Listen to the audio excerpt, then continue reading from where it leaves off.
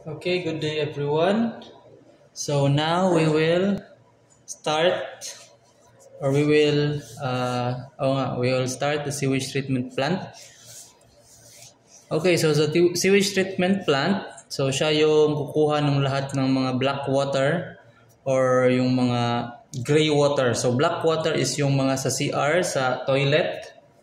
Okay, that is black water. And then gray water naman is yun yung sa mga sa gali, yung sa pagluluto, yung sa paglalaba, and ano pa ba? Yung pangligo, yun, gray water yun. So, yung sewage treatment siya bahala sa gray water and black water ng barko. Okay? So, sa sewage treatment, meron tayong mga tangke. Meron tayong aeration tank. We have the settling tank. And we have the chlorination tank. Yung sa ibang mga sewage treatment, dalawa yung kanilang settling tank. Or dalawa yung separation ng settling tank. Pero dito, sa Kongsberg, RTA3, tatlo lang yung nakalagay dito na tangke. Okay, sa aeration tank, dito nilalagyan natin ng hangin para ma-aerate natin yung aeration tank, yung tanking to. So, yung mga bakterya kasi kailangan ng hangin para mabuhay. And then yung bakterya na yon, yung aerobic bacteria na yon, sila yung kumakain o ng mga dumi natin or yung mga black water. So yung mga dumi doon, kinakain nila hanggang sa mag-decompose and then or katagalan mawala or ma-decompose nila katagalan. So dito binubuhay natin yung bakterya para yung bakterya na yon sila din yung kakain sa mga dumi. Okay? And then after that, mula sa aeration tank, dadaan siya dito ng screen. So sa screen, syempre yung mga solid pa na mga dumi, syempre hindi makakalusot. So yung mga solid na dumi pa, mag-antay pa yun, nakainin pa yun ng bakterya para ma-decompose. While yung tubig naman na wala ng mga solid particles or maliliit na lang, so pwede na siyang dumaan dito sa line na to. And then, papasok siya sa settling tank. Okay? Sa settling tank naman, meron tayong yung mga mabibigat na solid particles na nakalusot sa screen. So, yung mabibigat, babagsak. And then, yung mga magagaan, lulutang. Okay? And then, pag lumutang sila, syempre, papasok sila sa tubo na to. Yung mga lumutang pala dito sa taas, papasok. While yung mga bumagsak naman ng mga solid particles is papasok dito sa ilalim. Okay? And then, pagpasok nila sa ilalim, since may hangin din dito na papasok dito sa tubo, yung mga dumi na nakapasok dito or yung mga solid particles is iaangat nung hangin and then babalik sila from settling tank, babalik sila to aeration tank.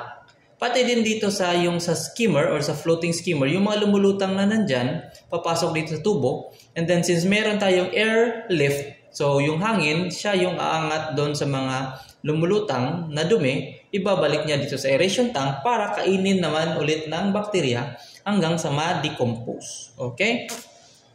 So meron na tayong pangalawang tangke. So sa pangatlong tangke, dito naman, syempre dito sa gitna, yung lumutang dito sa taas, yung mabibigat na sa ilalim, while yung mga medyo tubig na talaga, dadaan dito sa flexible tube and then papasok dito sa ating chlorination tank. Pero dito sa gitna ng chlorination tank, meron yang chlorine tablets or calcium hypochlorite tablets. So lalagyan natin yan. Okay, lagyan natin.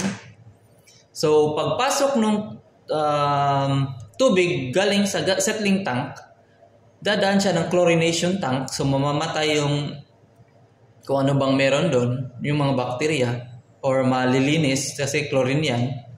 So, mag-chlorinated yan. Magiging malinis na siya, and then papasok siya sa chlorination tank. So, habang nandito siya sa chlorination tank, so yung chlorine mo rin is nandyan din, na mix sa tubig hanggang sa papatayin niya lahat ng mga amoy or yung mga dumi na nandyan. Okay? And then after that, ba't tumatakbo to? Okay, automatic. Naka-automatic pala, kaya tumakbo. After that, kailangan bukas tong sa ilalim ng chlorination tank, papunta dito sa bomba na to, and then papunta dito sa UV radiation light. Sa UV radiation naman, so kung lahat ng dadaan dyan, syempre, pag may bakterya pang natira, mamamatay yung mga virus, bakterya na mamatay sa ultraviolet radiation. Okay, so namamatay sila dyan. So paglabas nila ng barko, ng tubig, malinis na. Okay? So yun yun. Okay, buksan na rin natin tong tawag ito, yung parang bypass niya. Okay? So since naka-automatic yung ating, okay, tumaas na, alarma na. Okay, dito naman, okay, simula tayo dito. Dito, buksan natin yung galing sa CR natin. And then, yung lahat ng nasa CR, babagsak dito sa aeration tank. Sa aeration tank naman, kailangan tumatakbo ang yung hangin para palaging aerated yung tangke mo. May mga mabubuhay mo yung mga bakterya. Minsan, meron din tayong mga chemicals na sewage na chemical na pang sewage treatment. So hindi talaga sila chemical, para silang para silang mga bakterya, aerobic bakterya na idadagdag mo siya dyan para rumami yung aerobic bakterya na kakain ng mga dumi dyan. Okay? So naka-on yung air, nakabukas itong galing sa mga CR, and then magkakaroon ng decomposition dyan, i-decompose ng bakterya yung mga dumi. Dadaan ng screen, pupunta sa settling tank, so yung mabibigat, babagsak dito sa ilalim, papasok dyan, aangat doon hanggang babalik sa aeration tank, and then yung mga lumulutang din, papasok dyan, and then babalik sa aeration tank. While yung malinis naman, medyo malinis na, pero hindi naman talaga yung malinis. Dito papasok sa flexible tube, dadaan ng chlorine tablets, and then papasok sa chlorination tank. Okay? Diyan sa chlorination tank, pag umangat na yung level niyan dito, okay, lagyan natin. Okay, buksan na rin natin yung gray water. Meron palang gray water dito sa taas, galing sa gali, sa laundry, at sa mga liguan. Meron dyan. So buksan natin dito mga 70% siguro. Okay? So, yan. Pag rumami yung laman dito sa loob, aangat dito, tatakbo na yung bomba, itong effluent pump. Automatic siyang tatakbo kasi meron siyang level sensor on. So, tatakbo yung bomba para yung laman ng tangke itatapon niya papunta sa labas. And then, pag bumaba naman siya dito sa level na to, meron tayo diyang level switch na naka-off. Ibig sabihin, pag bumaba yung tubig dyan, automatic na magbibigay siya ng signal sa pump na mamatay siya. Pumara yung pump. So, papara yung pump pag nasa off position na. Okay? Tapos, pag meron na naman, may dagdag sa chlorination tank, kaangat na naman yan, mag-on. Tapos, pag sobrang rami na nung pumapasok sa chlorination tank, di na makuha or di na kaya ng effluent pump siguro, aangat siya hanggang pagdating niya dito, magbibigay naman ng signal na high level alarm. Okay? Pag nag-high level alarm, alarma yung engine room, and then titingnan mo agad dito, and then check mo kung ano yung problema. Baka nakasarado tong valve, or yung pump hindi na tumatakbo, or sira na yung pump, or may blockage sa linyada, or kung ano man yung nangyayari doon. I-check mo na agad. Okay? So, ganun lang kasimple yung paggamit ng sewage treatment plant. Pero, if ever na wala kayo sa, for example, nandun kayo sa mga restricted area na di pwedeng mag-discharge ng sewage overboard. Okay? So, pwedeng, for the meantime, ilagay nyo muna yung tubig nyo dito sa sewage sludge tank. So, Bubuksan nyo dyan, and then isasarado nyo dito. Ganun yun. Para dito muna, sa sewage sludge tank mo muna, itatago or ilalagay yung mga dumi or yung malinis na tubig.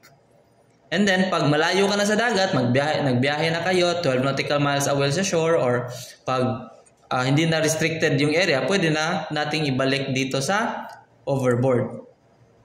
Okay? Ganun lang.